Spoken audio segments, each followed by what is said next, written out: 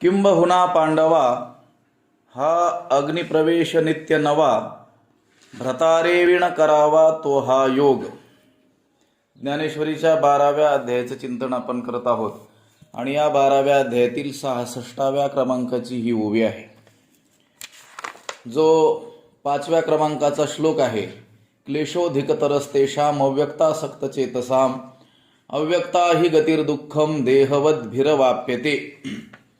या अव्यक्त स्वरूपाच्या ठिकाणी, परमात्म्याच्या अव्यक्त स्वरूपाच्या ठिकाणी ज्याचं चित्त आसक्त झालेलं आहे, अशा त्या निर्गुणाच्या उपासकांना अधिकच काय आहेत? कष्ट आहेत. कारण देहाशी तादात्म्य ठेवणाऱ्यांना ह्या परमात्म्याच्या अव्यक्त ब्रह्मरूप गती म्हणजे फळ हे कष्टानेच प्राप्त होते. या 5व्या श्लोकाचं व्याख्यान करत असताना ज्या अनेक ओव्या आहेत त्यातील ही 66व्या क्रमांकाची ओवी आहे. काल या श्लोकावरील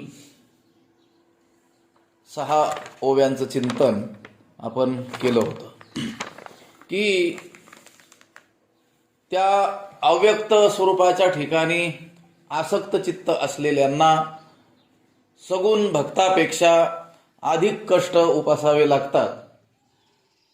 तर ते किती कष्ट याचं काही उदाहरणांनी आपल्या पुढं ज्ञानोबारायांनी स्पष्टीकरण केलेलं आहे. किती उदाहरणं लक्षात घेऊन त्या कष्टाची जाणीव आपल्याला काहीशी व्हावी. त्यांनी सांगितलं की ह्या सगुण भक्तीचं आलंबन, सगुण रूपाचं आलंबन न घेता जे केवळ त्या अव्यक्त स्वरूपाची काय करतात? उपासना करतात, त्यांना प्रचंड दुःखाला सामोरं जावं लागतं. अनेक अडथळे त्यांच्या मार्गामध्ये येतात. सगुण भक्ताला येत नाहीत का? काल मी सांगितलं होतं की त्या सगुण भक्ती करणाऱ्यांनाही अडचणी येतात, अडथळे येतात, व्यवधानं येतात. परंतु ते व्यवधानं दूर करण्याची जबाबदारी त्याने सर्वस्वी त्या भगवंताच्या सगुण रूपावर, भगवंतावरच सोपवलेली असल्यामुळे तो भगवंत त्या मार्गातील अडथळे काय करतो? दूर करतो आणि त्या भक्ताला आपल्या स्वरूपापर्यंत घेऊन जातो. काल मी मार्जारी न्याय आणि मरकटी न्याय असा प्रकार सांगितला होता. त्या मांजरीच्या पिलांना एका ठिकाणाहून दुसरीकडं जात असताना सर्वस्वी ते कोणावर अवलंबून आहेत? मांजरीवरती अवलंबून आहे. ती मांजरच अलगत आपल्या तोंडामध्ये त्यांना धरून दुसऱ्या ठिकाणी काय करते? घेऊन जाते. हे समजा सगुण भक्तीचा प्रकार जो आहे, सगुण भक्त जे आहे. आणि मरकटी न्यायामध्ये ती माकडीन त्या पिलांना एका ठिकाणाहून दुसरीकडे नेते, परंतु ते जात असताना त्या माकडीनीला पकडून राहण्याची जबाबदारी कोणाची आहे? त्या पिलाची आहे. समजायचं हे अव्यक्त रूपाची उपासना करणारे जे साधक आहेत त्यातील येणाऱ्या अडथळ्यांना तोंड देण्याची जबाबदारी कोणाची? त्यांचीच आहे. लक्षात आलं का? कोणते कोणते अडथळे येऊ शकतात? तर त्यांनी सांगितलं महेंद्रादी पदे, या इंद्रपदाधिक पद जी आहेत, महेंद्रादी आदी म्हटलेलं आहे ना, केवळ इंद्रपदच नाहीत. लक्षात, ब्रह्मदेवाच्या पदापर्यंतची पद त्याला वाटमारे म्हणून काय होतात? आडवे येतात, त्याचे वाटमारेपणा करतात.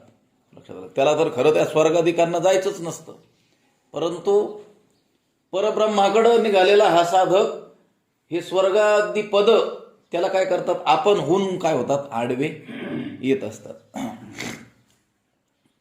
आता लौकिकातील किती उदाहरणं आपण समोर ठेवावेत. एरवी कुणाचीच काळजी न करणारी माणसं, लक्षात आलं का? स्वकीयांनाही न सांभाळणारे लोक, लक्षात आलं का? परंतु एखादा साधक परमार्थ मार्गाची यशस्वी रूपाने वाटचाल करतो आहे असं पाहिल्यानंतर त्याच्या सेवेमध्ये लागलेले आपल्याला दिसून येतात. खरं तर हा त्या साधकाच्या दृष्टीनं आणि परमात्मा प्राप्तीच्या दृष्टीनं काय आहे? हा अडथळा आहे. लक्षात आलं का? मी कधीतरी मला वाटतं सांगितलं असणार आहे, पाठीमागे जे पाठ आपण घ्यायचो 2 वर्षापूर्वी. संबंध शब्दाविषयी बोलत असताना मी बोललो होतो. बंध आणि त्याला सम उपसर्ग लागला की संबंध शब्द तयार होतो. लक्षात आलं का? बंध म्हणजे बांधून टाकणे. लक्षात आलं का? आणि संबंध म्हणजे आपल्याला संबंध चांगला वाटतो आणि बंध चांगला वाटत नाही. बांधून टाकणं आपल्याला आवडेल का? नाही आवडणार. परंतु अनेक लोकांशी आपला संपर्क आहे, याच्यामध्ये मात्र आपल्याला आनंद वाटेल. लक्षात आलं का? एखादा मनुष्य त्याच्या वाट्याला आलेलं जे कार्य आहे ते कार्य करण्यामध्ये मग्न झालेला असेल, म्हणजे संसारात तो मग्न झालेला आहे आणि इतर गोष्टीमध्ये द्यायला त्याला वेळच नाही. लोक काय म्हणतात? हा बंधनात अडकलेला आहे. लक्षात आलं. परंतु परमार्थ मार्गाने वाटचाल करणारा तो साधक, त्याला वाटमारेपणा म्हणून ही जी इंद्रपदाधिक जी पदं किंवा लौकिकातील ह्या भौतिक जीवनातील जर आपण उदाहरण घेतलं तर अनेक लोकांचे त्याचे काय होतात? संबंध होतात. ते संबंध त्याला काय वाटतात? चांगले. बंध तोडायला निघालेला साधक संबंधात अडकतो. लक्षात आलं का? बंधाहून संबंध अधिक घातक, कारण सम उपसर्गपूर्वक बंध शब्द आहे तिथं. चांगल्या रीतीचा बंध म्हणजे संबंध. लक्षात आलं का? म्हणून एखाद्या साधूचा जनसंपर्क खूप मोठा असला म्हणजे तो मुक्त असेल असं काही नाही. जर त्याला तो रुचत असेल ना तर तो मोठ्या बंधनात आहे असं समजा. मला काय सांगायचं? हे महेंद्रादी पदे, महेंद्र म्हणजे इंद्र आणि आदी म्हणजे आणखी ब्रह्मदेवाची पदं इत्यादी घ्या, ते त्याची काय करतात? त्याचा वाटमारेपणा करतात, त्याला आडवे होतात. लक्षात आलं का? आणि रिद्धी सिद्धींची द्वंद्वे पडणे ठाती आणि रिद्धी सिद्धी ह्या जोडीनंच त्याला काय येतात? आडव्या येतात. पुन्हा काम क्रोधांचे अनेक प्रकारांनी केलेले जे उठाव आहेत त्या उठावालाही त्याला काय करावं लागतं? सामोरं जावं लागतं.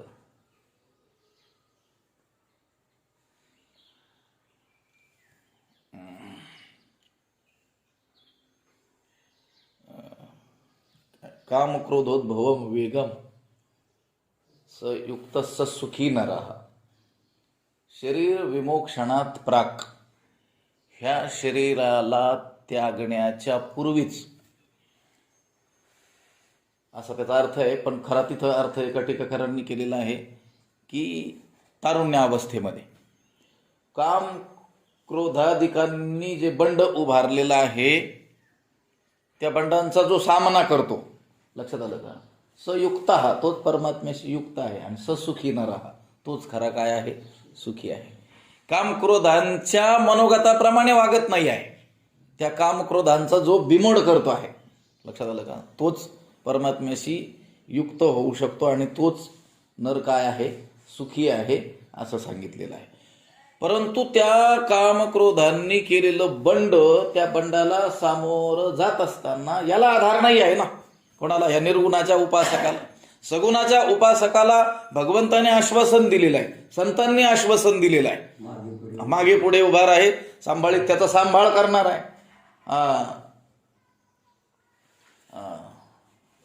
सोडविल माझा स्वामी निश्चयसी, प्रतिज्ञा हे दासी केली आम्ही.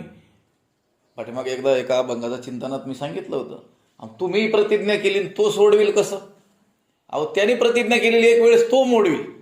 लक्षात आलं का? पण आम्ही केलेली प्रतिज्ञा मात्र तो पालनच करील. लक्षात आलं का? भीष्म पण केला खरा, धनुर्धारा रक्षिल यांनी सांगितलं होतं. स्वतःची प्रतिज्ञा मोडली पण भीष्माची प्रतिज्ञा मोडू दिली नाही. तसं तुकोबाराय म्हणतात की प्रतिज्ञा हे दासी केली आम्ही. आम्ही जे भगवंताचे दास आहोत, आम्ही प्रतिज्ञा केलेली आहे. काय प्रतिज्ञा केलेली आहे?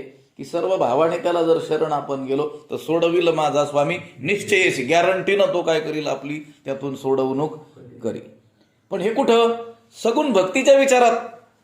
इथं विचार कोणता चाललेला आहे? या निर्गुणाची उपासना, सगुण भक्तीचं आलंबन आश्रय न घेता केलेली.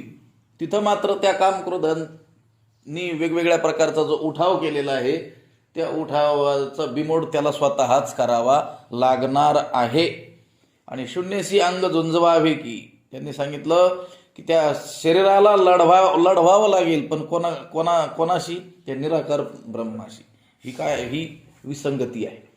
साकाराला साकाराशी काय करता येईल, लढता येईल, झोंबता येईल, झुंजता येईल. परंतु हा आहे साकार म्हणजे शरीरधारी, आणि याला लढायचंय किंवा झोंबायचंय कशाशी, त्या निराकाराशी. लक्षात आलं, अवयव रहित असलेल्या त्या परमात्म्याशी. तहान लागल्यानंतर पाणी पिऊन ती तृषा दूर करावी, हा काय आहे साधारण नियम आहे. पण त्याला तहान लागली तर तहानच प्यावी, एवढं दुःख काय करावं लागतं, सहन करावं लागतं. एखाद्याला तहानेचं दुःख झालं आणि ती पीडा त्याची शमवण्याकरिता आपण त्याला पाणी वगैरे न देता काय म्हटलो, तहानच पी.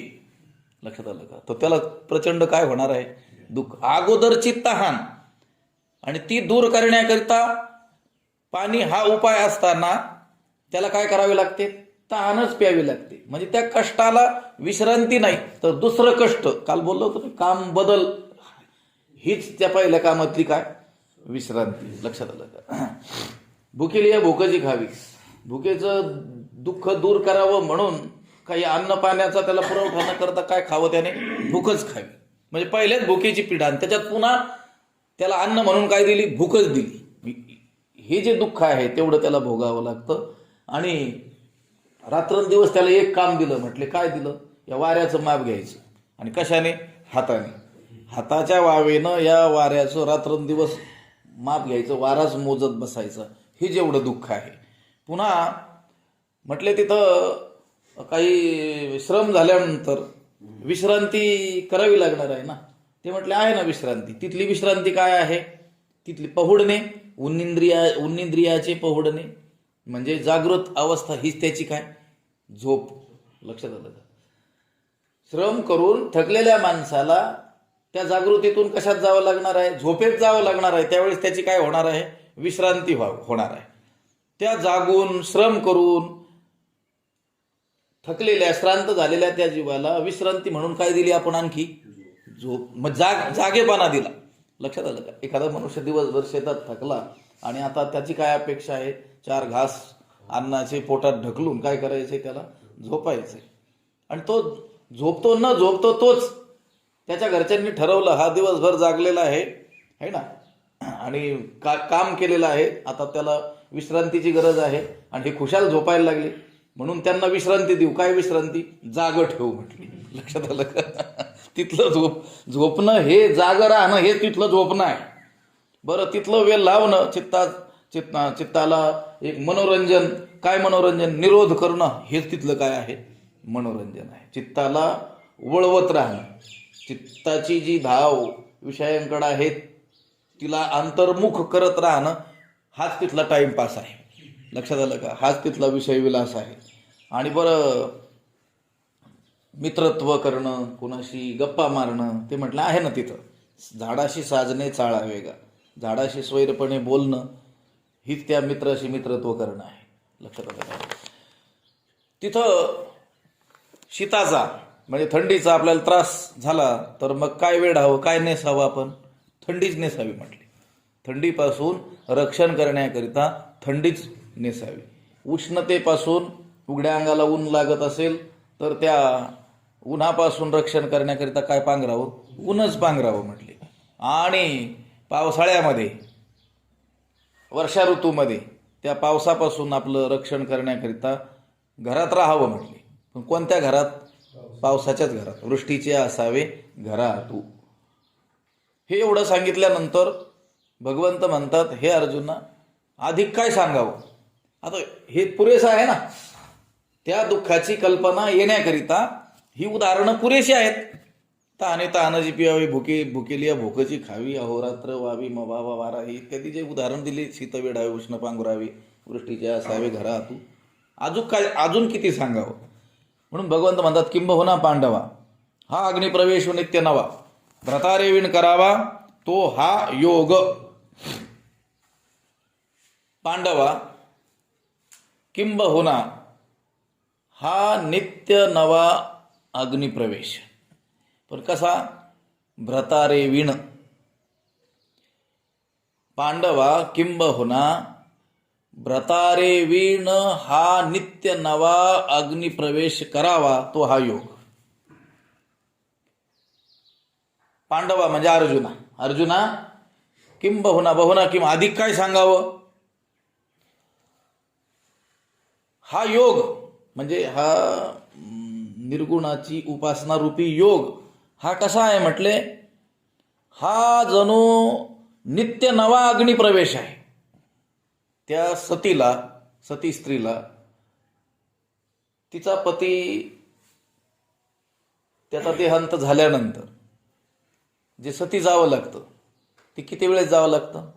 एकदाच जावं लागतं. बर, सती जात असताना तिचा पती तिच्या काय आहे? समोर आहे. लक्षात आलं का?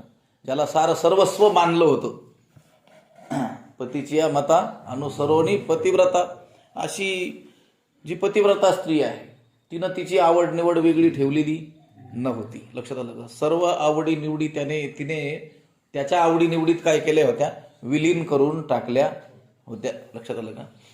आता खरं तर स्त्रियांना राग येईल आपल्या बोलण्याचा, आधुनिक स्त्रियांना, पण स्त्रियांना आवड आणि निवड हा प्रश्नच नाही आहे. लक्षात आलं का? तिच्या विवाहाच्या उत्तरकाळ, तिच्या विवाहाच्या पूर्व काळामध्ये तिच्या आवडीनिवडीला महत्व आहे किंवा चान्स आहे आवडीनिवडी असण्याचा. लक्षात आलं का? पण विवाहानंतर त्या पतीला ती अनुसरणारी असल्यामुळं तिच्या आवडीनिवडी आता तिच्या पतीच्या आवडीनिवडीहून भिन्न राहिलेल्याच नाहीत, राहिलेल्या नसाव्यात. लक्षात आलं का? पण आता अलीकडच्या काळात तसं बोलणं हा एक मोठा अपराधच होऊन जाईल. लक्षात आलं का? पुरुष प्रधान संस्कृतीचे हे पुरस्कर्ते आहेत. लक्षात आलं का? असं म्हणतील. स्त्रियांवर अत्याचार करणाऱ्या ह्या विचाराचे हे पुरस्कर्ते आहेत, मनुवादी आहेत म्हणतील आपल्याला. लक्षात आलं का?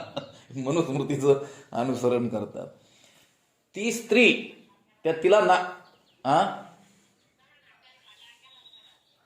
काय म्हटले?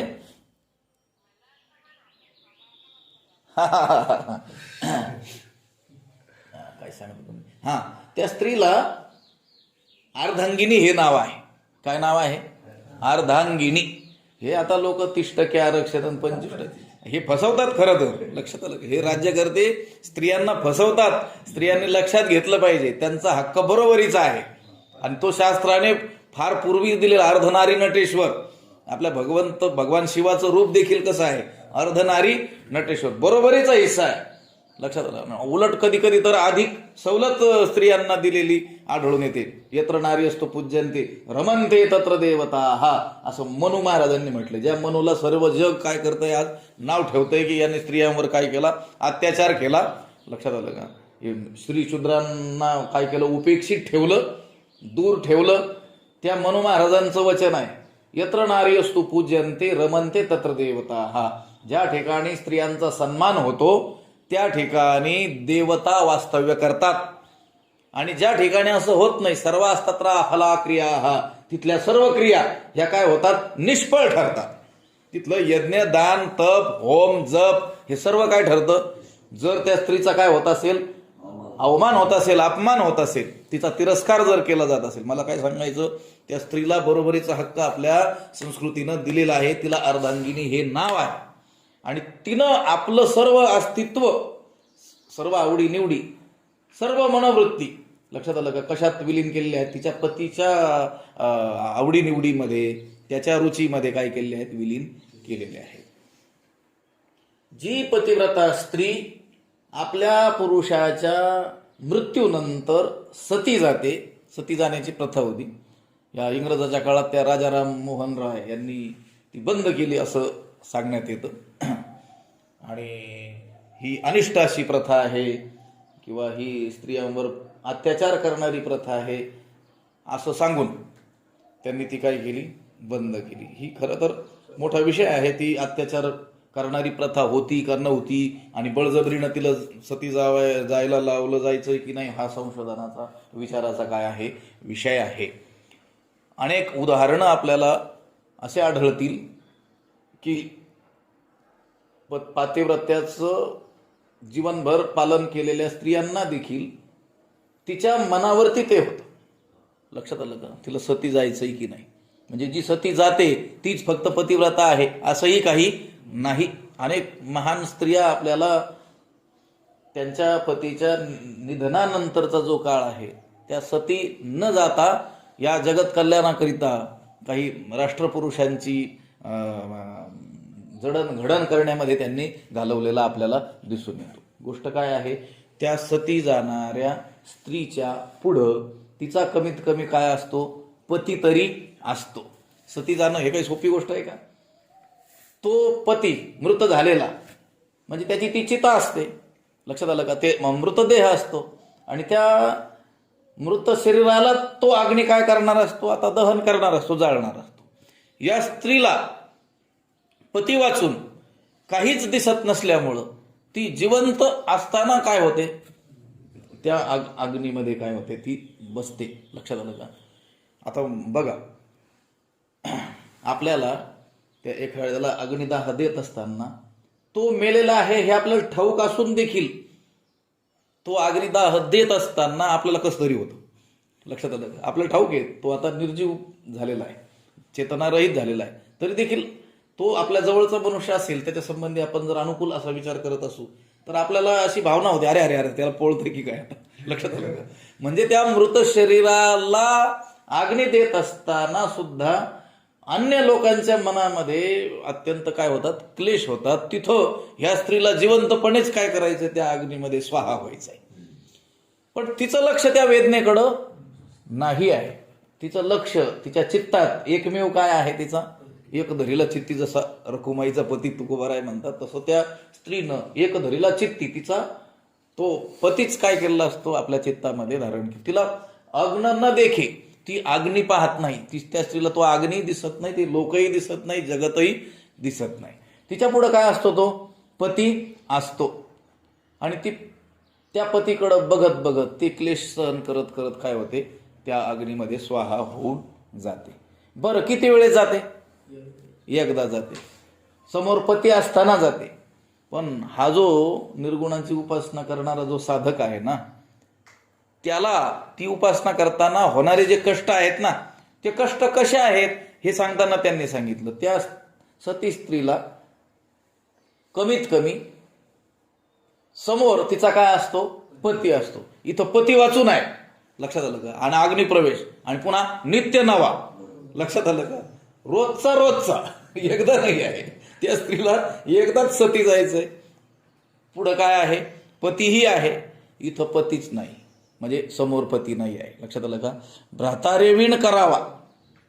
कारण ज्या परमेश्वराच्या प्राप्तीसाठी तो निघालेला आहे त्याच्या आकाराची काही कल्पनाच नाही आहे त्याला. लक्षात आलं? कारण तो उपासना कशाची करतोय, अव्यक्ताची. लक्षात आलं का? सगुण उपासकाला नाहीत का कष्ट आहेत, पण तो दिसतोय ना समोर. लक्षात आलं का? तो दिसतोय. त्या सती स्त्रीला तिचा पती ज्याप्रमाणे समोर दिसावा त्याप्रमाणे त्या सगुण उपासकाला परमात्मा दिसतोय, त्याला आधार आहे. आज ना उद्या मला हा काय होईल, माझ्यावर कृपा करणारच आहे, मला भेटणारच आहे. अमुक अमुक संतांना नाही का भेटला. लक्षात आलं का? जनाबाईला नाही का दळू लागला, गोवऱ्या वेचू लागला. लक्षात आलं? नामदेव रायांच्या हातून नाही का नैवेद्य खाल्ला. तसं कधीतरी या जीवनामध्ये मला तो काय करणार आहे, दर्शन देणार आहे, हे त्याला पुढं दिसत आहे. परंतु हा जो निर्गुणाची उपासना करणारा साधक आहे याच्या पुढं काहीच नाही ना.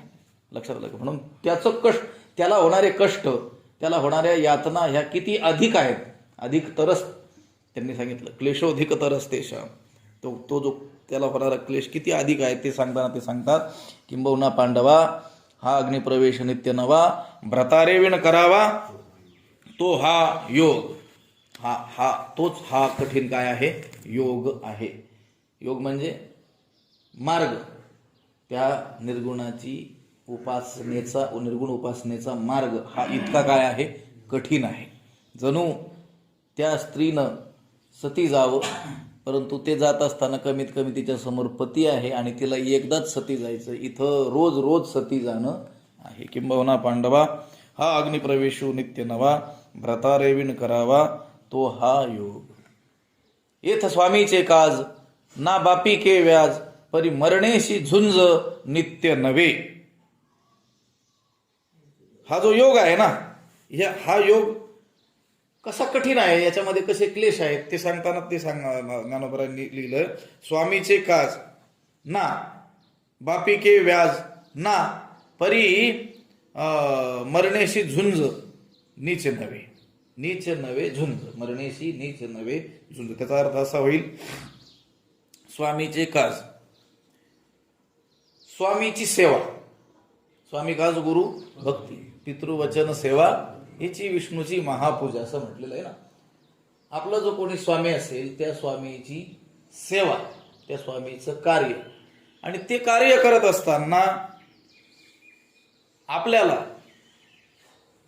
आपल्या समोर कोणताही प्रसंग उभा राहिला, अगदी आपला देह त्यागण्याचा जरी प्रसंग आला तरी देखील त्या स्वामी कार्यासाठी हा देह त्यागत असल्यामुळे याची काय होते, सद्गतीच होते. तुम्ही उदाहरणं लक्षात आणा. छत्रपती शिवाजी महाराजांना जे अनेक मावळे मिळाले, त्यामधले जे अनेक लोक म्हणजे सर्वच लोक कसे मिळाले होते, जीवावर अत्यंत उदार असलेले मिळाले होते.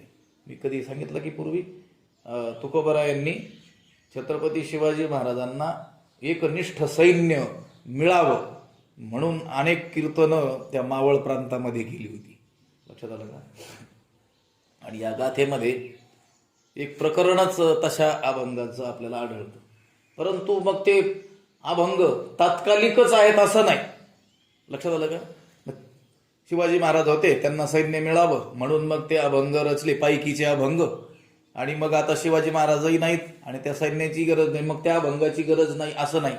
लक्षात आलं का? संत वाङ्मय हे चिरंतन आहे. लक्षात आलं का? पायकी कशी असावी त्याचं वर्णन त्यांनी त्या अभंगात केलेलं आहे.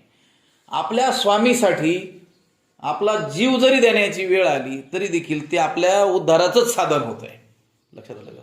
म्हणून या अर्जुनाला देखील लढायला प्रवृत्त करत असताना भगवंताने सांगितलं, स्वधर्मे निधनम श्रेय. स्वधर्माचं पालन करत असताना त्यामध्ये मृत्यू जरी आला, देहत्याग करण्याची वेळ आली तरी ते श्रेय श्रेयस्कर आहे, कल्याणालाच काय आहे, कारण आहे. सद्गतीच आपली काय होणार आहे. हतो वा प्राप्स्यसी स्वर्गम जित्वा वा भोक्षसे महिम. जर या युद्धात तू जिंकलास तर स्वर्ग भोगाचा लाभ तुला होईल, आणि हरलास नाही जिंकलास तर काय होईल, या पृथ्वी तलाचं काय होईल, तुला राज्य प्राप्त होईल. हतो वा प्राप्स्यसी स्वर्गम. मेलास तर कुठं जाशील, स्वर्गाला. ज्या स्वर्गाला जाण्याकरिता शेकडो यज्ञच करत बसावे लागतात, तिथं अनायासे तू पोहोचशील. लक्षात आलं का? ही संधीच तुला काय झालेली आहे, या युद्धाच्या निमित्ताने प्राप्त झालेली आहे. असं त्यांनी स्वधर्माचं महत्त्व सांगताना भगवंताने अर्जुनाला सांगितलेलं आहे. स्वामी काज हा देखील स्वधर्माचा एक काय आहे, भाग आहे. आणि हे स्वामीचं कार्य करत असताना आपल्याला मरणाशी देखील टक्कर घ्यावी लागली तरी देखील ते आपल्या कल्याणालाच कारण असतं. पुन्हा बापी के व्याज म्हणजे आपल्या वंश परंपरेनं आलेलं पैतृक. लक्षात आलं का? आपल्या बापाकडून आलेलं, पण काय व्याज, काही निमित्त.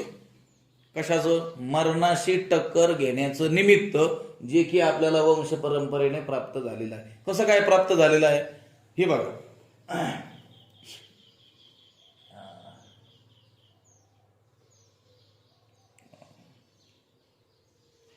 आपल्या थोरल्या भावाचा किंवा आपल्या वडिलांचा, वाडवडिलांचा कोणी जर काय केला, अपमान केला, त्यांना काही इजा पोहोचवली, त्यांना हानी पोहोचवली, तर जो पाठीचा जेवी सूड मागे असं लिहिलेलं आहे संतांनी. पाठीमागचा जो असतो ना, तो सुडाची भावना ठेवतो त्या व्यक्तीविषयी. याने आमच्या बापाला मारलं होतं. लक्षात आलं का? याने आमच्या मोठ्या भावाला मारलं होतं, त्यांचा अपमान केला होता. मी काय करणार, याचा काय घेणार, सूड घेणार. लक्षात आलं का? आणि तो सूड घेत असताना अगदी याला मृत्यू प्राप्त होण्याचा प्रसंग आला तरी तो मागं हटत नाही आहे. आणि व्यावहारिक लोकांच्या दृष्टीनं त्याला अनुचितही मानल्या जात, अयोग्यही मानल्या जात नाही. लक्षात आलं का? एखाद्याच्या बापाला एखाद्या दुष्ट पुरुषाने जर मारलेलं असेल, म्हणजे मारूनच टाकलेलं असेल, तुम्हाला उदाहरणं सापडतील आसपास खेड्यामध्ये. लक्षात आलं का? तर ती मुलं आपल्या बापाच्या मृत्यूचा बदला घेण्याची काय करत असतात, वाट पाहत असतात. आणि ज्यावेळेस प्रसंग प्राप्त होईल त्यावेळेस अगदी आपला मरण्याचा जरी प्रसंग आला तरी देखील तो बदला घेतल्याशिवाय राहत.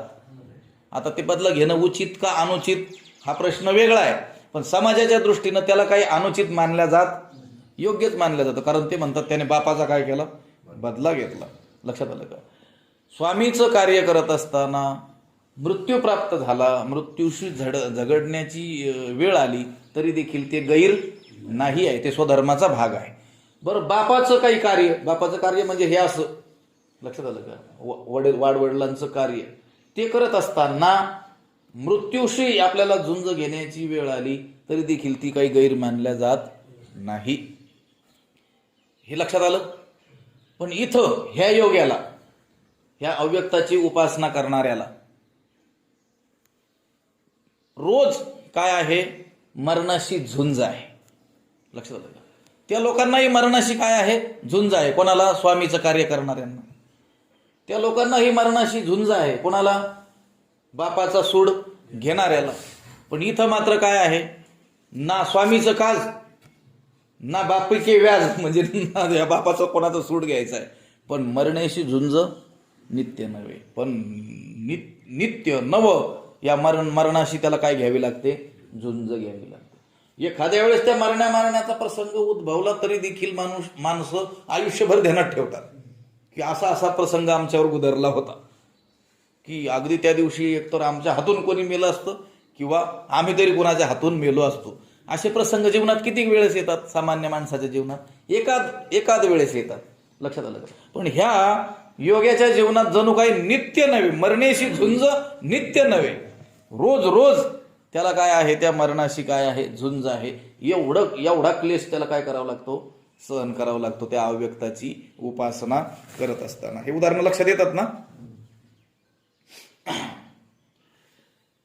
जशी त्या स्वामीचं कार्य करणाऱ्यांना मृत्यूशी झुंज देण्याची वेळ येते, तो प्रसंग येतो. बापिके व्याज म्हणजे त्या बापाचं कार्य करत असताना, शत्रुत्व निभावत असताना त्या पुत्राला मरणाशी झुंज देण्याची काय येते, वेळ येते. पण एखाद्या वेळेस येते ना. इथं मात्र काय आहे, इथं स्वामीचे काज ना. बरं, इथं योग्याच्या काही स्वामीचं कार्य आहे का? तो जो क्लेश सहन करतोय ती अव्यक्त उपासना करत असताना इथं काही स्वामी कार्य आहे का? नाही. बरं, काही बापिके व्याज म्हणजे वंश परंपरेने ते चालवावंच लागणार आहे पुढं, असं काय आहे का? नाही. परी मरणेशी झुंज नित्य नव्हे. या योग मार्गामध्ये रोज प्रत्यक्ष मरणाशीच नित्य नव काय आहे, युद्ध आहे. काही निमित्त नसताना निर्निमित्त. ऐसे मृत्यू होणे तिख का घोटे कडथ विख डोंगर गिळिता मुख न फाटे काही. माऊलींनी आपल्याला विचारलंय. लक्षात आलं किंवा भगवंत विचारतोय, माऊलींचे शब्द आहेत भगवंताच्या मुखामध्ये. ऐसे मृत्यू होणे तिख, याप्रमाणे. ऐसे म्हणजे आता जेवढे उदाहरणं सांगितले, ऐसे याप्रमाणे मृत्यू होणे तिख. हा योग जो आहे ना, हा जो मृत्यूपेक्षा काय आहे, तिखट आहे. लक्षात आलं ना? म्हटले आपले नाही का पदार्थ असतात, स्वभावतः काही तिक्त असलेले काय असतात, पदार्थ असतात. ते म्हटले नाही, त्याच्यापेक्षा काय आहे, हे तिखट आहे. त्याच्यापेक्षा काय आहे, हे तिखट आहे. मिरच्यामध्ये देखील आता तिखट म्हणून प्रसिद्ध असलेला जो मिरची नावाचा पदार्थ, त्याच्यातही काय आहे, कोल्हापुरी मिरची. लक्षात आलं का? म्हणजे या तुमच्या सामान्य मिरचीहून अधिक काय, तिखट. इथं ते म्हटले हा योग मार्ग जो आहे ना, तो तिखट आहे. कशापेक्षा? मृत्यूपेक्षा तिखट. लक्षात आलं का? ह्या तिखट पदार्थ हे खाण्याचे असतील तर याच्यात सर्वात तिखट म्हणून तुम्हाला त्या कोल्हापुरी मिरचीचं वर्णन करता येईल. पण खरोखर दुःख देणाऱ्या ज्या ज्या काही गोष्टी आहेत त्यांना जर आपण तिखट असं समजू तर सगळ्यात तिखट गोष्ट कोणती आहे, मृत्यू. लक्षात आलं का? तिखटाने दुःख होतं की नाही, तरी देखील खातात की नाही माणसं. ज्ञानोबरायाने ते वर्णन केलेलं आहे. लक्षात आलं का? त्यांच्या जिभेच्या शेड्याला जणू आगच असं धूरच निघतोय की काय, असं इतकं काय करतात, तिखट काय करत असतात, उष्ण ते काय करत असतात, सेवन करत असतात. मला सांगायचंय, दुःख देणाऱ्या, क्लेश देणाऱ्या, पीडा देणाऱ्या ज्या ज्या काही गोष्टी आहेत त्या जणू काही तिखट आहेत असं आपण समजलं तर सगळ्यात तिखट गोष्ट पण कशाला म्हणता येईल? मृत्यू. कारण अंतकाले महद दुःखम, जन्म दुःखम, जरा दुःखम, जाया दुःखम, पुन्हा पुन्हा अंतकाले महद दुःखम तस्मात जागृही जागृही. सगळ्यात मोठं दुःख मरणाचं दुःख आहे. आपल्या अंगीची रोमा किती इंजायाची तयासी न गणवती. आपल्या अंगावर छिद्र किती, ज्याचे त्याला तरी मोजता येतील का? नाही मोजता यायचे. इतके अगणित असे हे छिद्र आहेत. या एका एका छिद्रामध्ये विंचवाने सहस्र वेळेस, हजार वेळेस दंश केल्यानंतर जेवढी यातना होईल तेवढी मृत्यूच्या समयी त्या जीवाला होत असते. एक विंचू चावला तर दिवसभर घर डोक्यावर घेतो माणूस. लक्षात आलं का? आणि तोच विंचू त्या कपड्यामधून लवकर नाही निघाला आणि 2-3 वेळेस जर चावला तर मग तर काही विचारायचंच नाही. लक्षात आलं का? मग 2 वेळेस, 1 वेळेस ज्या विंचवाने काय केला दंश, पण तोही बिचाऱ्याने वेगवेगळ्या ठिकाणी केला. लक्षात आलं का? झोपेत हाताला चावला आणि ते झटकता झटकता पायावर पडला आणि पायालाही काय केला? दंश केला. वेगवेगळ्या ठिकाणी केला. 2दा-3दाच केला तरी देखील प्रचंड काय होतात? यातना होतात, दुःख होतं. इथं मृत्यूचं दुःख सांगत असताना शास्त्रामध्ये असं सांगितलं, या प्रत्येक रोम छिद्रामध्ये 1000 वेळेस विंचू चावल्यानंतर जेवढं दुःख होईल तेवढं अंतकाळी शरीर सोडताना त्या जीवाला होत असतं. म्हणजे सगळ्यात तिखट काय आहे? मृत्यू आहे. मला सांगायचं ही सर्व दुःख तिखटच आहेत. थोडे त्या ढोबळ्या मिरची सारखे, काही त्या पोंगळ्या मिरची सारखे. लक्षात आलं का? आणि हे मात्र मृत्यूचं दुःख कोल्हापुरी मिरची सारखं. इथं तर सांगितलं आयशे मृत्यू होणे तिख, आणि त्या मृत्यूपेक्षा तिखट आहे हे दुःख. कोणाचं? त्या योग्याचं. लक्षात आलं का? हे योग मार्ग चालणाऱ्या त्या साधकाचं. ऐसे मृत्यू होणे तिख किंवा घोटे कडत विख, विष. आणि कसं? कढत विष. कशा करता दिलं? पिण्याकरता दिलं. लक्षात आलं का? आपण पाहुणे रावळे आल्यानंतर काय करतो? चहा करतो. लक्षात आलं का? काही दूध करतो, काही म्हणतात चहा घेत नाही, मग कॉफी घेतो. म्हणजे एकच झालं ते. किंवा दूध घेतो आणि ते गरम करून उकळलेलं उकळून मग आपण काय करतो? देतो. किंवा खीर करायची असेल तर काय करावं लागतं? दूध उकळावं लागतं. लक्षात आलं का? उकळले त्याच्यात आणखी काय येतो? स्वाद येतो. किंवा त्या दुधाला आटवत असताना उकळून आटवलं तर त्याची गुण वैशिष्ट्ये आणखी वाढतात. लक्षात आलं का? त्याचे सामर्थ्य आणखी वाढतं. म्हणजे कडत जी गोष्ट असते ती त्याचं सामर्थ्य काय करत असते? आणखी वाढवत असते. इथं विष, आणि ते देखील कसं? कडत. अहो थंड विष घेतलं तरी मरणार आहे. लक्षात आलं का? पण कमीत कमी थंड विष घेतल्यानंतर मरणार आहे हे जरी निश्चित असलं तरी घेताना त्रास होणार नाही. लक्षात आलं का? घेताना काय होणार नाही? तर आपलं कोल्ड ड्रिंक्स पेल्यासारखं थोडंसं थंड वाटेल फ्रीजमध्ये जर ठेवलेलं असेल तर. प्राण हरण करील, मृत्यू येणारच आहे, आपल्या प्राणाचा नाश करणार आहे ते विष. पण म्हटले नाही नाही, हे जवळचे पाप नाही, यांना थंड देऊन कसं चालेल? मग काय केलं? ते कढायला ठेवलं. काय? विष. आणि मग ते दिलं. तर ते पिताना किती दुःख होईल त्याची कल्पना तरी करता येईल. अहो चहा जरी एकदम उकळलेला जाणून ठेवला पशीत किंवा त्या कपामध्ये तरी देखील पिताना काय होतोय? त्रास होतोय. ते फुंकून प्यावं लागतो. लक्षात आलं का? चहा. म्हणून त्या बशीची सुद्धा काय आहे? योजना आहे. नाही तर कप असल्यानंतर बशीची काय आवश्यकता आहे? ते फुंकून पिण्यासाठी. कारण ते कडत असलेलं ते घोटणार नाही म्हणून. मग इथं जर पाणी कढत असलेलं पाणी, कढत असलेलं चहा, कढत असलेलं दूध, हे सुद्धा प्राशन आपल्याच्याने केलं जाऊ शकत नाही. आणि प्राशन केलंच तर ते दुःखदायक ठरणार आहे. इथं तर ते म्हणतात का घोटे कडत विख, पिण्याकरता कडत विष दिलं म्हटलं. आणखी आणखी उदाहरण दिलं का डोंगर गिळीता मुख न फाटे काही, किंवा गिळण्याकरता काय दिला? डोंगर. मग मुख फाटेल का राहील? आपल्याला विचारलं न फाटे काही, याचा अर्थ फाटे. लक्षात आलं का? का घोटे कडत विख, कडत विष जर आपण पिलो तर फाटणार नाही का मुख आपलं? फाटणार. डोंगर गिळीत असताना मुख फाटणार नाही का? फाटणार. ऐसे मृत्यू होनी तिख का घोटे कडत विख डोंगर गिळिता मुख न फाटे काही, एवढं दुःख त्या योग मार्गातील साधकाला प्राप्त होतं. म्हणून त्या वाटेनं सहसा जाऊ नये, असंच आपल्या संतांचं काय दिसतंय, मनोगत दिसतंय. लक्षात घ्या. अष्टांग योगे न शिणीजे, यम नियम निरोध न कीजे रया, वाचा गीत गाईजे, वाचा गीत गाईजे, गाता वाता श्रवणी ऐकीजे रया. ज्ञानोबरायांचा अभंग आहे. त्यांनी सांगितलं अष्टांग योगे न शिणीजे, योगयाग विधी येणे नोहे सिद्धी. इथं तेच सांगतात, म्हणून योगाची वाटा जे निघाले गा सुबटा, तया दुःखाचाची वाटा भागा आला.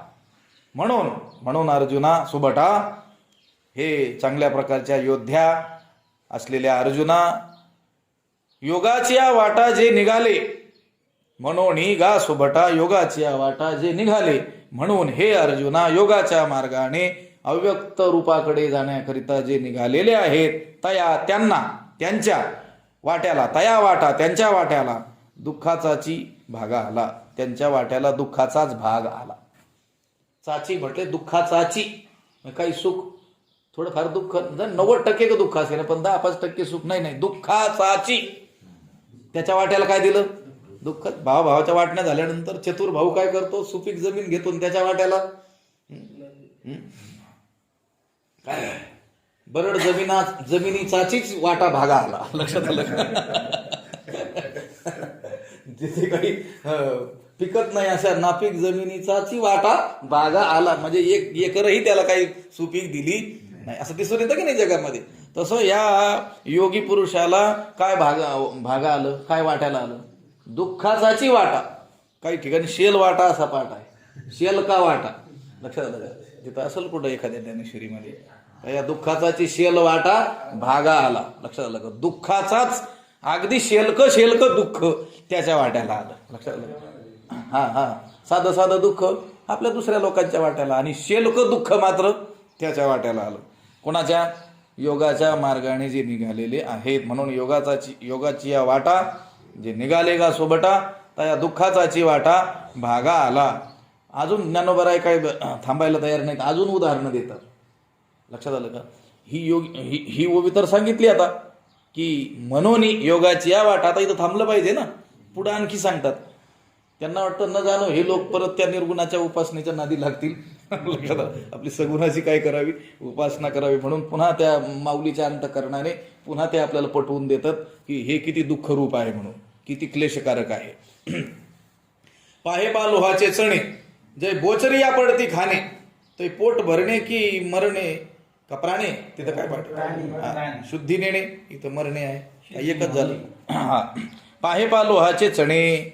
पाहे पा, हे अर्जुना असं पहा की बोचरिया, जय बोचरिया लोहाचे चणे खाणे पडती.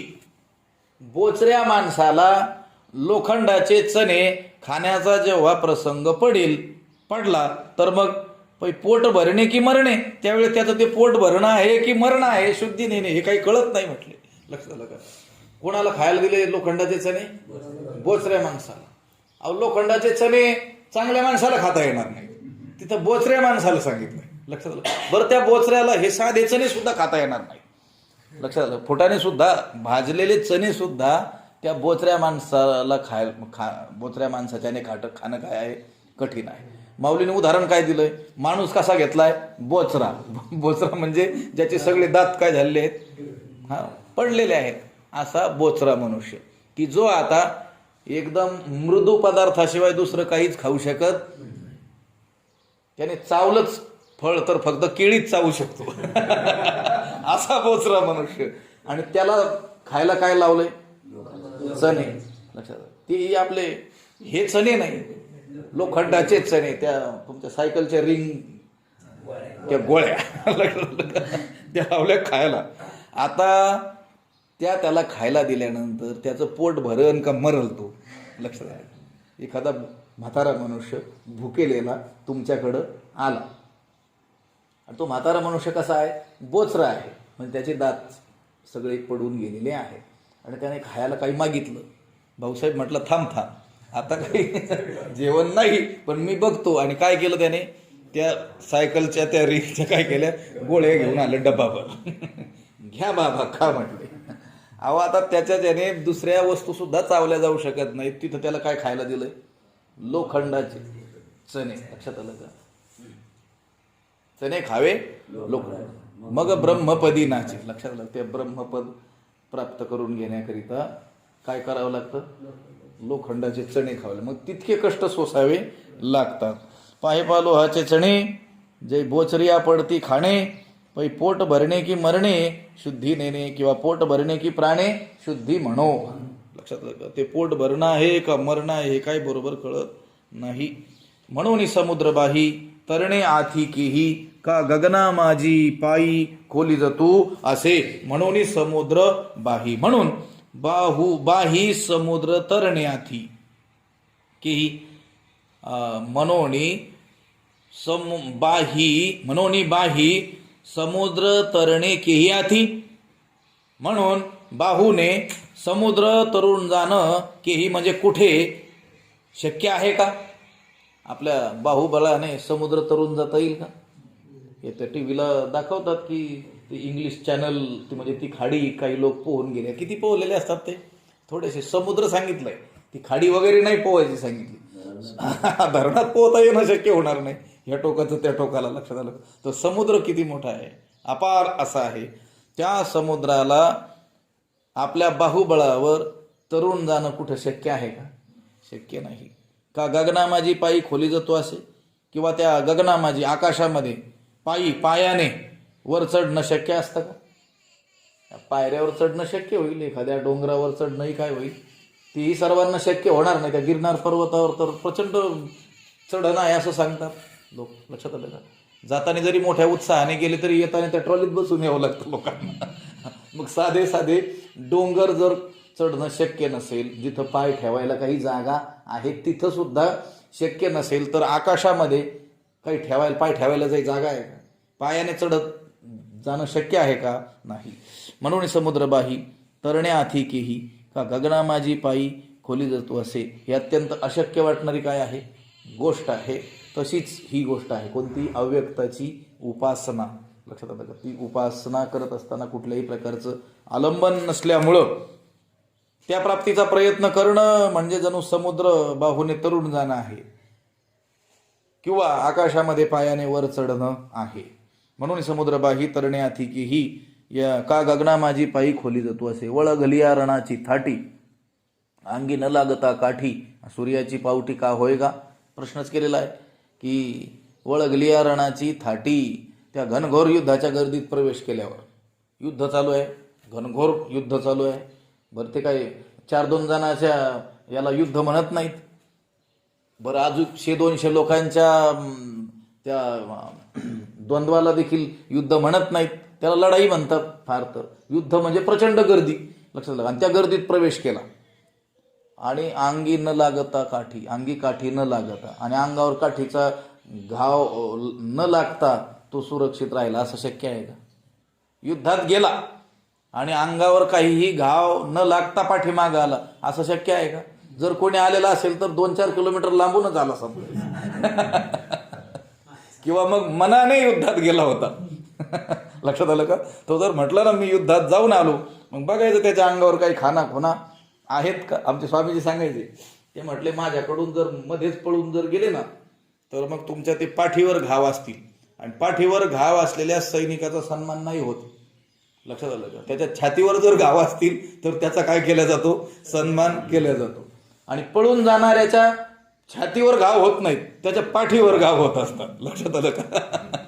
म्हणून शूर असा जो सैनिक आहे, निकरानं शत्रूशी ज्याने झुंज दिलेली आहे, तो कसा ओळखला जातो?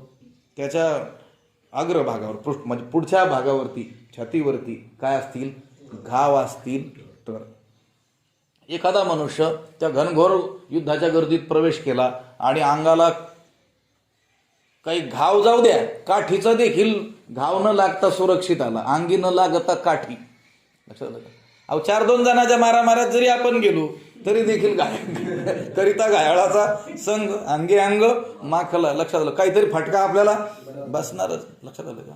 एखाद्या चोराला पकडलेला असलं त्यालाच सर्वजण हाणत असले तो काही कोणाला हाणत नाही, तो प्रतिकारही करत नाही, हे सर्व मिळून त्याला मारतात. तिथं जरी गेलो तरी कोणाचा तरी टोला आपल्याला बसल्याशिवाय राहत नाही. आणि जिथं मग परस्पर असं काय चाललेलं आहे, घनघोर युद्ध झाले, रणाची थाटी वळगल्या, रणाची थाटी अंगी न लागता काठी, अंगी काठी न लागता सुरक्षित राहणं शक्य आहे का? शक्य नाही. काठी तर लागणारच. सूर्याची पावटी का होय का, किंवा सूर्याची पायरी कधी होईल का? नाही होणार. या लागी पांगोळा हेवा, नवे वायुसी पांडवा, तेवी देहवंता जीवा अव्यक्ती गती. पांडवा, या लागी पांडवा, म्हणून अर्जुना पांगुळा वायुसी हेवा नवे. या लागी पांडवा, म्हणून अर्जुना पांगुळा, पांगुळ्याला वायुसी हेवा नव्हे. वायुशी स्पर्धा करणं जसं काय नाही शक्य. अहो पांगळ्यालाच काय, चांगल्या पळणाऱ्या माणसाला सुद्धा वायुशी स्पर्धा करणं काय नाही आहे. जो ऑलिम्पिकमध्ये 1 नंबर पळतो तो बोल्ट, काय नाव आहे त्याचं, लक्षात आलं का? तो सुद्धा वायुशी स्पर्धा करू शकतो का? वारं प्रचंड वेगाने काय होत असतं, कधी कधी वाहत असतं, लक्षात आलं का? इथं तर काय म्हटले, ज्ञानोबरायांनी काय ठेवला बघा. ज्ञानोबरायांचे दृष्टांत विलक्षण असतात. जिथं जगात सर्वात अधिक वेगाने धावणारा मनुष्य सुद्धा वायुशी स्पर्धा करू शकत नाही, तिथं पांगोळा काय स्पर्धा करेल? या लागी पांगोळा हेवा नवे वायुसी पांडवा. म्हणून अर्जुना, पांगळ्याला वायुशी स्पर्धा करणं जसं शक्य नाही, तेवी अगदी त्याचप्रमाणे देहवंता जीवा व्यक्ती गती. त्याचप्रमाणे या देहतादात्म्य असलेल्या जीवांना, देहवद भीही याच्यात पद आलं ना श्लोकामध्ये, तेवी देहवंता जीवा अव्यक्ती गती. त्या अव्यक्त ब्रह्माच्या ठिकाणी गती म्हणजे फळ प्राप्त होणं हे कसं आहे? दुःखकारक आहे. या लागी पांगोळा हेवा नवे वायुसी पांडवा, तेवी देहवंता जीवा अव्यक्ती गती. पण इतकं हे कठीण असूनही, लक्षात आलं. आता आपण तर हे ऐकल्यानंतर तर आपण तिकडे जाण्याचा काय करतो, विचारच सोडून देतो. लक्षात आलं. केवळ काय केलं आपण? ऐकलं, अनुभवलंय का? काय ती वाट चालून गेलोत का? कधी प्रयत्न केलाय का? नाही. फक्त काय केलंय, ज्ञानोबरायांनी सांगितलं ते आपण काय केलंय, ऐकलंय. एवढं ऐकलं तरी देखील काय केलं करतो आपण, तिकडे जाण्याचा विचारच काय करून देतो, सोडून देतो. पण काही धैर्यवान जे लोक आहेत, लक्षात आलं का, ते मात्र हा मार्ग इतका कठीण असून देखील काय करतात, त्या मार्गाने जातातच. ऐसाही जरी दिवसा बांधोनिया आकाशा झोंबती, तरी क्लेशा पात्र होती. ऐसाही जरी दिवसा, असं जरी असलं तरी दिवसा बांधोनिया, धैर्य धरून आकाशा झोंबती. त्या आकाशालाच काय करतात, झोंबतात. म्हणजे ब्रह्मरूप आकाशाला. आता ह्या आकाशाला झोंबणं शक्य आहे का? त्या झाडाला झोंबता येईल, लक्षात आलं का? फार तर ती लाईट बंद केली तर त्या तारेलाही काय करता येईल, लाईट बंद केली तर बरं, लक्षात आलं का? त्या झोक्याला झोंबता येईल, लक्षात आलं का? काही अशी वस्तू असेल, ते हेलिकॉप्टर जर आकाशात उंच उडालं तर त्याला धरून काय करता येईल, त्याला झोंबता येईल. पण आकाशाला झोंबता येईल का? नाही. पण हे झोंबतात बुवा. ऐसाही जरी दिवसा, असं जरी असलं, हे इतकं क्लेशकारक असलं, अशक्यप्राय असलं तरी देखील धैर्य धरून हे लोक काय करतात, आकाशाला झोंबतात. ब्रह्मरूप आकाशाला म्हणजे ब्रह्मरूप फल प्राप्त करून घेतात आपल्या जीवनात. पण तरी क्लेशा पात्र होती. पण तरी सुद्धा ते या योगाभ्यासाच्या क्लेशाला काय होतात, पात्र होतात. लक्षात आलं का? त्यांना ते क्लेश सहन करावेच लागतातच. लक्षात आलं का? इतकं कठीण, इतकं अशक्यप्राय, अशक्य कोटीतील असं हे साधन आहे असं वाटत असलं तरी काही लोक मात्र मोठ्या धैर्य धरून त्या अव्यक्त परब्रह्माला काय करतात, प्राप्त करून घेतात. पण जरी ते प्राप्त करून घेत असले तरी देखील त्या प्राप्तीसाठी जो मार्ग त्यांनी अवलंबलेला आहे त्या मार्गावर मात्र त्यांना क्लेश सहन करावेच लागतात. झोंबती तरी क्लेशा पात्र होती.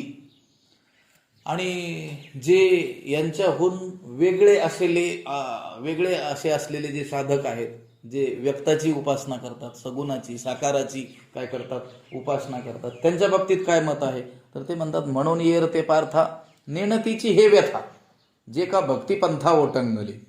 म्हणून पार्था, म्हणून अर्जुना, ती येर इतर जे लोक आहेत ना, इतर म्हणजे यांच्याहून इतर म्हणजे कोणते, भक्ती मार्गाचे. लक्षात आलं का? व्यक्ताची उपासना करणारे आणि हे अव्यक्ताची उपासना करणारे. विचार कोणाचा चालला? अव्यक्ताची उपासना करणाऱ्यांचा. आता यांच्याहून येर वेगळे जर म्हटलं तर कोण घ्यायचे? भक्त. लक्षात आलं का? नाहीतर मग उपासनाच न करणारे अनेक लोक आहेत ना, ते या येर पदाने घ्यायचे नाहीत. लक्षात आलं का? नाहीतर मग तो फार सोपं होईल. येर ते पार्थ नेणतीची हे व्यथा. लक्षात आलं का? यांच्याहून वेगळे पण भक्तच असलेले, उपासकच असलेले, फक्त ती व्यक्ताची सगुणाची उपासना करणारे जे आहेत. म्हणून येर ते पार्था नेणतीची हे व्यथा, हे व्यथा नेणतीची, त्यांना ह्या व्यथेला जाणतच नाही. लक्षात आलं का? ही व्यथा त्यांच्या वाट्यालाच येत नाही. जे का भक्तिपंथा ओटंगले, जे लोक भक्ती मार्गाला लागलेले आहेत. लक्षात आलं?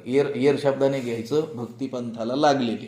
म्हणून पार्था ते येर जे भक्तिपंथा ओटंगले, ते हे व्यथा नेणतीची, ते ही व्यथा जाणतच नाही. लक्षात आलं का? आता इथं भक्ती मार्गाची स्तुती करायची म्हणून ह्या योग मार्गाची काहीशी निंदा केलेली आपल्याला दिसून येते. याचा अर्थ तो योग मार्ग निंदेला पात्र आहे असं नाही. कारण ज्ञानोबारायांनीच सर्वोत्तम मार्ग म्हणून या योग मार्गाचंच काही ठिकाणी काय केलेलं आहे, योग्यांची माऊली असलेल्या ज्ञानोबारायांनी ते वर्णन केलेलं आहे. लक्षात आलं का? वाचून सोपे योगासारखे आहे काही? ते म्हटले योगासारखं सोपं आहे का काही? ज्ञानोबा तिथं विचारतात. उगा हे इंद्रिय काय आहेत म्हटले, हे बहिर्मुख आहेत, हे अंतर्मुख होत नाहीत. लक्षात आलं का? आपल्या मनाप्रमाणे वागतात म्हणून तो योग मार्ग सोपा वाटत नाही. नाहीतर विचार करा, या योगासारखं सोपं काही आहे का म्हटले? जे मार्गीचा कापडी महेशू अजूनही, ज्या मार्गाचा साधक अजून कोण आहे? महेश आहे. भगवान शंकर त्या मार्गाचे काय आहेत? कापडी आहेत. लक्षात आलं का? वाटसरू आहेत कोणत्या? योग मार्गाचे. असं तिथं योगाचं सोपेपण त्यांनी काय केलेलं आहे? सांगितलेलं आहे. इथं योग मार्गाची जी निंदा दिसून येते, नही निंदा निंदितुम प्रवर्तते किंतु स्तोतुम विधेय किंवा विधेय स्तोतुम. ज्या ज्या ठिकाणी या संत वाङ्मयामध्ये किंवा शास्त्र वाङ्मयामध्ये एखाद्या मार्गाचा पुरस्कार करताना, एखाद्या मार्गाचं महत्त्व सांगताना दुसऱ्या मार्गाची जी निंदा दिसून येते, ती निंदा निंदेसाठी नसून आत्ता जो मार्ग आम्ही वर्णन करायला घेतलेला आहे, जो विषय वर्णन करायला घेतलेला आहे, त्याचं महत्त्व सांगावं म्हणून ती केलेली काय असते? निंदा.